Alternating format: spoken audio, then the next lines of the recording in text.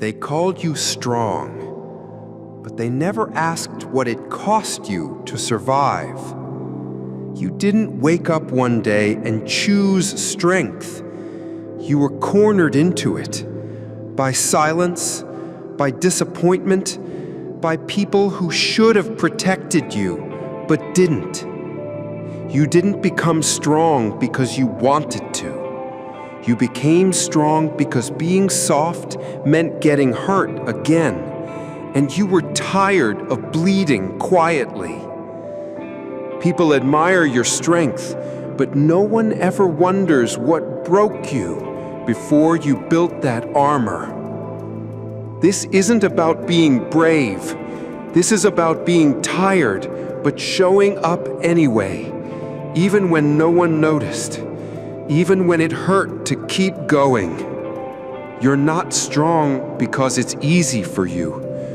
You're strong because you never really had another choice. No one really sees what it takes to be the strong one. They see your calm. They see your smile. They see how you always keep it together. And they assume it must be easy for you. But they don't see the nights you cried into a pillow because falling apart in front of others felt unsafe. They don't see the anxiety that builds in your chest every time someone expects you to handle one more thing. They don't see the childhood moments where you had to grow up too fast, when your emotions were dismissed, your pain minimized, your needs ignored. You became strong because being vulnerable got you hurt, because expressing sadness meant being called dramatic, because no one listened, so you stopped speaking. People praise you now. They say things like, "You're so mature for your age. You're always so calm under pressure. You always seem okay." But deep down, you know, you're not okay. You're just practiced at pretending. And every compliment about your strength feels like a reminder that your softness was never allowed, that the world only values you when you're in control, when you're composed, when you're useful. They love the version of you that can handle anything. But they don't check on the version who's exhausted from holding it all together. And the hardest part? You don't even know how to ask for help anymore. Because people have gotten so used to your strength, they don't expect you to need anything at all. This is the cost no one talks about. The loneliness of always being the reliable one. The silence that follows when you're the one who never breaks, even when you're breaking. Being strong didn't free you. It just taught you how to survive in a world that never gave you the space to fall apart. You weren't strong. You were in survival mode. There's a difference. People confuse the two all the time.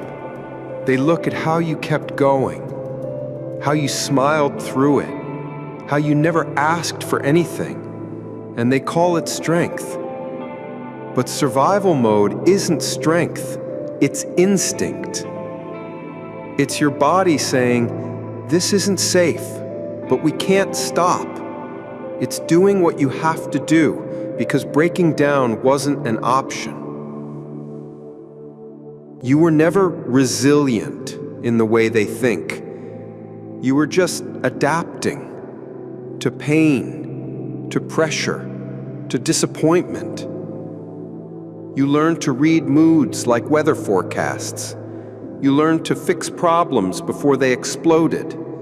You learned to take care of everyone else so they wouldn't notice how much you were falling apart. That's not a superpower. That's trauma. But here's the thing.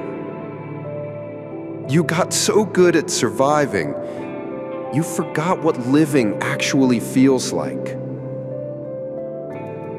You've been in defense mode for so long, you don't even know how to relax. Every quiet moment feels like something's about to go wrong. Every kind gesture feels suspicious. Every time someone says, "I've got you," your first thought is, "For how long?" Because survival mode taught you, don't trust too fast, don't get too comfortable, don't rely on anyone but yourself. And even now, when the storm is past, you still flinch when it's calm. You still prepare for disaster, even when you're safe. And that's the trap. When your survival becomes your identity, you forget that you're allowed to want more than just getting through the day. You start believing that being fine is the best you'll ever feel. You forget that you're allowed to feel joy without guilt, peace without tension, love without earning it.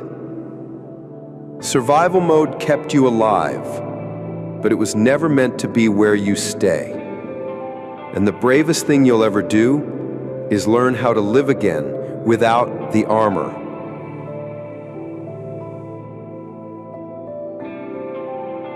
There's a version of you that no one's ever really met.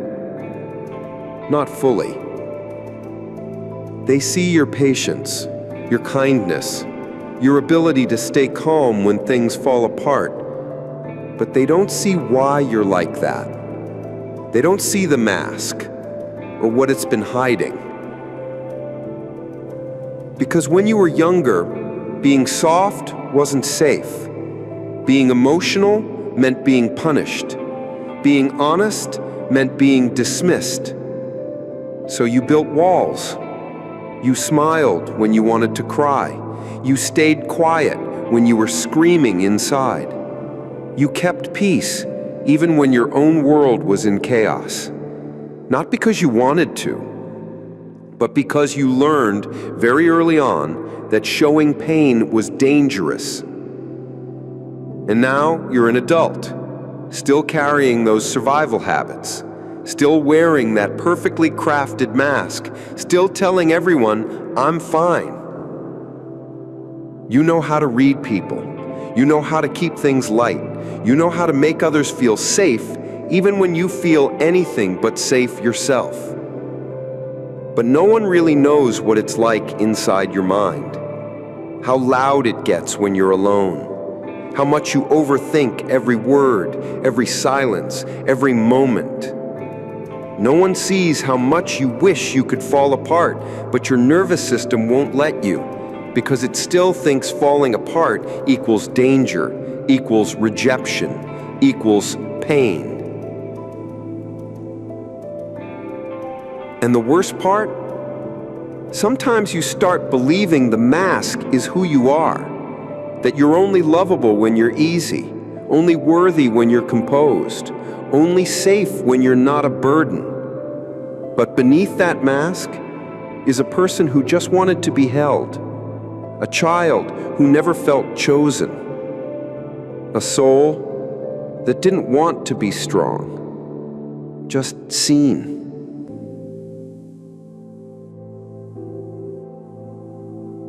There's trauma in your strength, and that doesn't make you weak. It makes you human. But healing starts when you stop hiding behind who you had to become and slowly begin returning to who you actually are.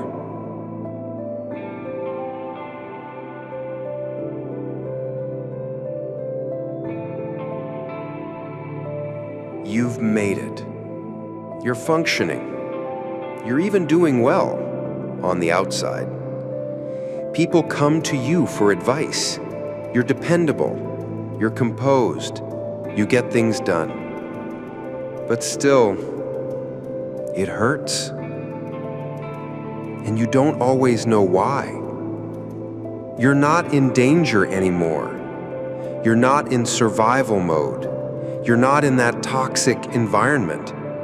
So why does the pain still follow you? Because healing isn't the absence of pain. It's learning to live with the echoes of it. You can be safe now and still feel afraid. You can be loved now and still feel unworthy. You can have peace around you and still carry chaos inside. Your nervous system doesn't know the timeline. It only remembers how it felt to be ignored, to be blamed, to be left alone when you needed someone most. So now, even when everything is fine, your body still tenses, your heart still races, you still flinch emotionally, waiting for the hurt that never comes, but once did. And maybe worst of all, you're still playing a role you don't even want anymore. Still being the strong one, still keeping your struggles quiet, still choosing to show up for everyone while hiding the fact that you're running on empty. And no one notices because you're doing well, because you don't look like you're struggling, because you don't ask for anything. But the truth is, you're tired. Not the kind of tired sleep can fix, the kind that comes from carrying emotions you never had the space to process, the kind that comes from always holding yourself together because you've never trusted the world to hold you. And maybe now you're realizing you've spent so long surviving, you never learned how to receive, support, rest, care, love, without earning it. And that's why it still hurts, because even now you're still trying to prove that you're worth holding on to, when all you've ever wanted was for someone to choose you without needing a reason.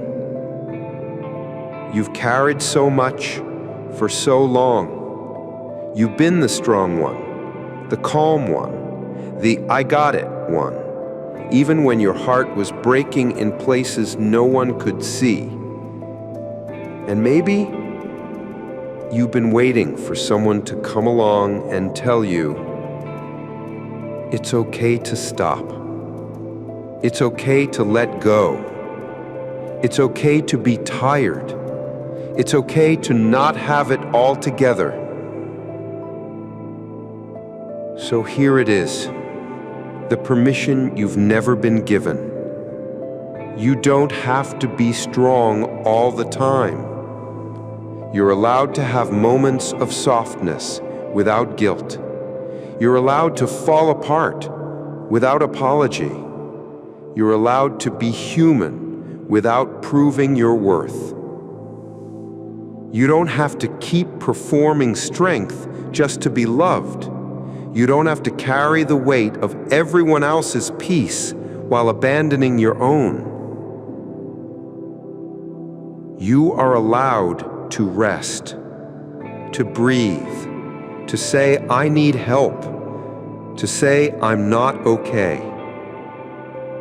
And here's the truth you may have forgotten. You don't have to earn safety. You don't have to earn love. You don't have to earn rest.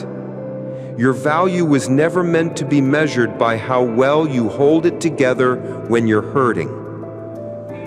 So sometimes the bravest thing you can do is stop running, stop pretending, stop being fine, and instead choose to heal.